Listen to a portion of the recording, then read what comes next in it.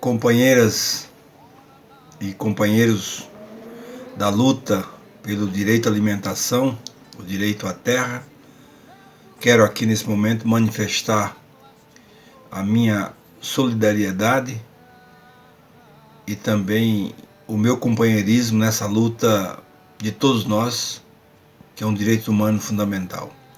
E aqui, como já havia conversado com o Braga, um companheiro que vem animando essa luta, principalmente aí nesse lugar sagrado, vamos chamar assim, que é terra e vida, vida e terra, eu proponho aqui um momento de meditação e de reflexão para todos nós, nesse dia que vocês estão aí exatamente debatendo e refletindo sobre a autonomia alimentar e a ética do cuidado.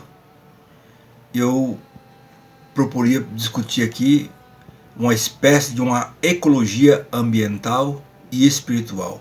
Ecologia que no sentido da casa comum, como diz o nosso Papa Francisco, que a ecologia é o lugar de todos nós. E aí, quem sabe, estabelecer uma conversa para que possamos criar, sim, uma estética da libertação, uma pedagogia da libertação e uma educação transformadora, como queria e como quis o nosso grande pedagogo, professor Paulo Freire. E também não quero deixar de furtar, de citar aqui também o grande livro motivador do nosso sonho de Ameríndia, que é Eduardo Galeano, quando ele escreve essa grande obra, não é? As Veias Abertas da América Latina. E acho que é um livro que merece ser lido, que merece ser seguido, porque aqui ele recupera a dimensão da utopia enquanto crítica do presente que não nos basta. A arte de viver e saborear a vida com a natureza é querer que a natureza e a cultura sejam o conjunto que nos dê a sociedade transformada, onde caiba homens e mulheres livres. A arte de viver em paz é a arte de fazer a paz para acabar com a guerra. Viver em paz com a natureza e a sociedade é fundamental para a nossa própria sobrevivência.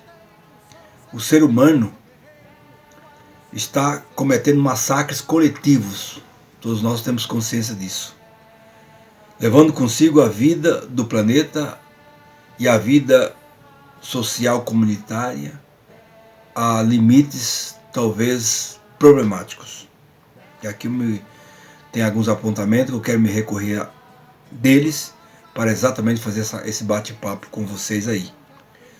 E aí digo mais, os recursos do planeta não são inesgotáveis, como pensaram principalmente os liberais da economia. Como já dizia muitos ecólogos, e eu diria assim também paisagistas, que essa é uma equação que nós temos que estancá-la. E vocês aí do acampamento, ou seja, aí da comunidade Terra e Vida, sei que tem primado muito por esse debate. E assim eu diria que esses profetas da ecologia que nos antecederam, eles têm a firme convicção de dizer que a natureza é finita e que os bens também são infinitos e que estão sendo exauridos muito rápidos.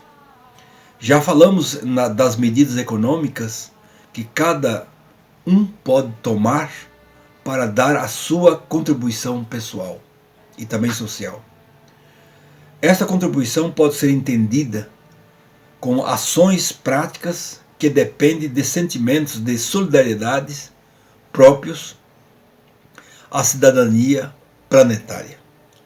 Com esta finalidade, vamos considerar a natureza sobre 3 aspectos principais que encontramos em todos os sistemas do universo e também em todos os biomas. Até aproveitando aqui, quem está fazendo esse serviço aqui de filmagem, de captando essa minha conversa e também essa imagem aqui do ambiente que nós estamos, que é o Moisés, meu colega, Furman, que acaba de chegar do Amazonas, né, Moisés? Onde teve lá um trabalho empenhado, um trabalho duro, exatamente para dizer que a terra tem que ser o lugar de todos nós e que ela não pode ser desrespeitada. Ou seja, Pachamama é o princípio do bem viver, tem que ser o princípio ético. E esse princípio que eu quero destacar aqui, então, é a matéria, a vida e a evolução do programa da natureza. Daqui tem que sair os nossos alimentos, daqui tem que sair o ensinamento de um consumo crítico e solidário.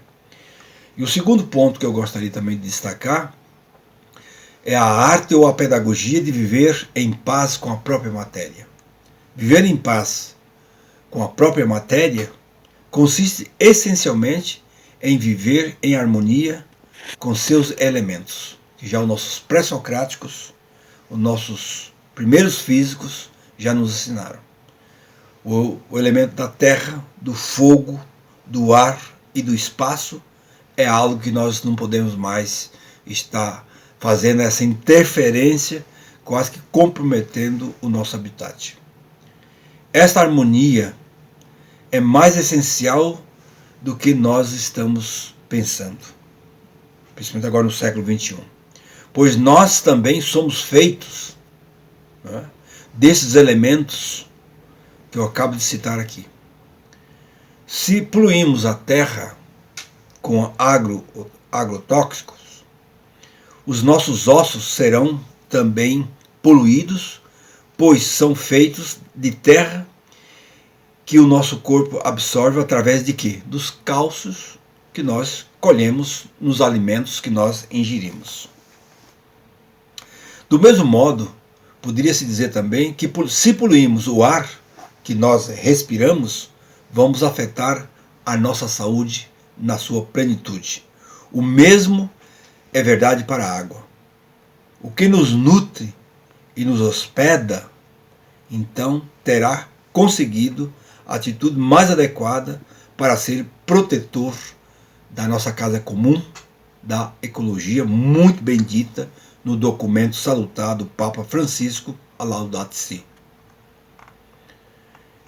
E o terceiro ponto que eu gostaria também de destacar aqui nessa conversa, que precisamos também viver a pedagogia da vida. O mesmo podemos dizer da vida. Amando-a sob todas as suas formas, você terá, ou nós teremos, respeito por ela? Respeitá-la consiste em evitar o destruir por destruir. Moisés, que está aqui fazendo essa documentação, ele sabe muito bem do que eu estou falando. Ele vem exatamente de um lugar do Brasil onde a devastação é algo de uma prática, eu diria, perversa contra a natureza. Não é verdade, Furman?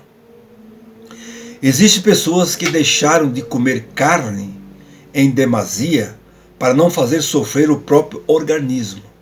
Muitas pessoas se tornaram vegetarianas, conheço muitas.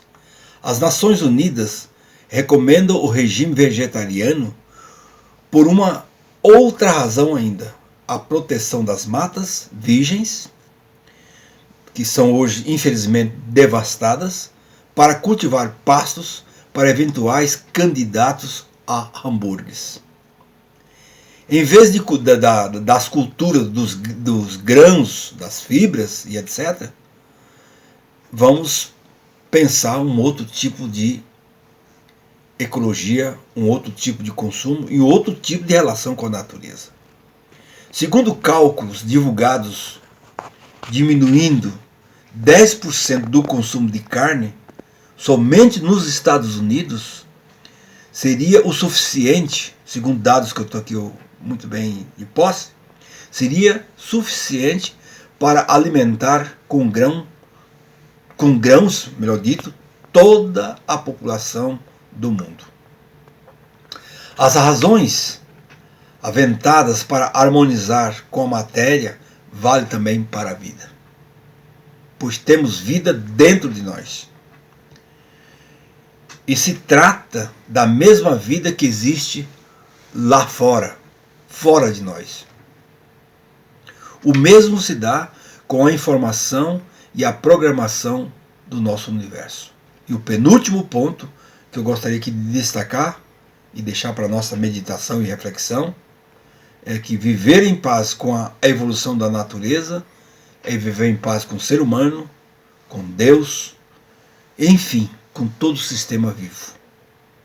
A tese segundo a qual o universo é autoconsciente está caminhando a passos largos nos meios científicos de ponta.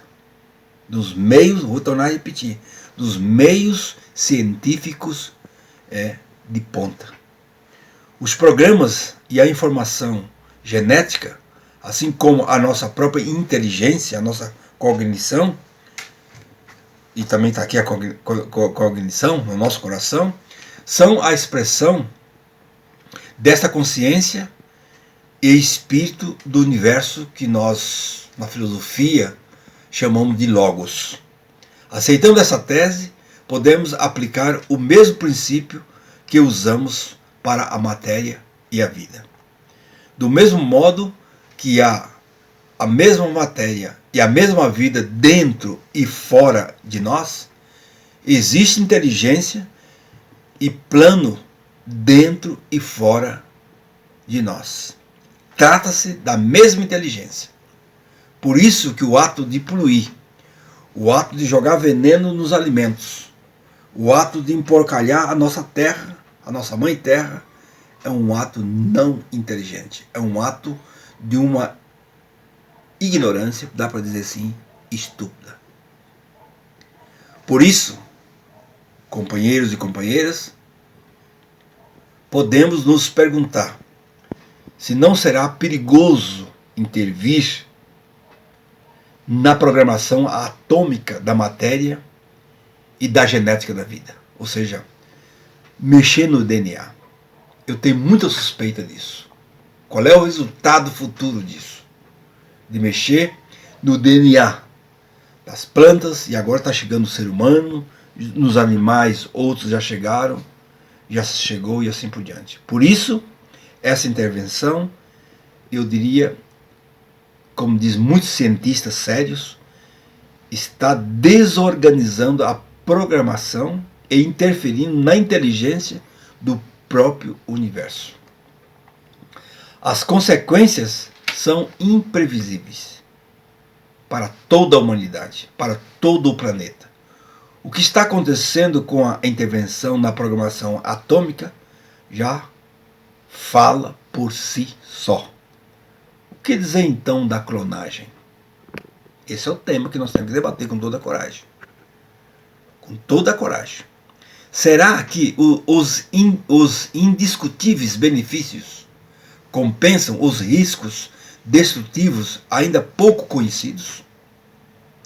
Temos o direito humano, o direito ético, ou o direito político de esperar o futuro para poder julgar, sabendo que estamos pondo em risco a vida dos nossos filhos e netos, ou seja, da geração vindoura? O que iremos responder a eles quando nos perguntarem por que não fizemos nada, apesar de termos sérias dúvidas quanto aos riscos dessa intervenção irresponsável no ecossistema?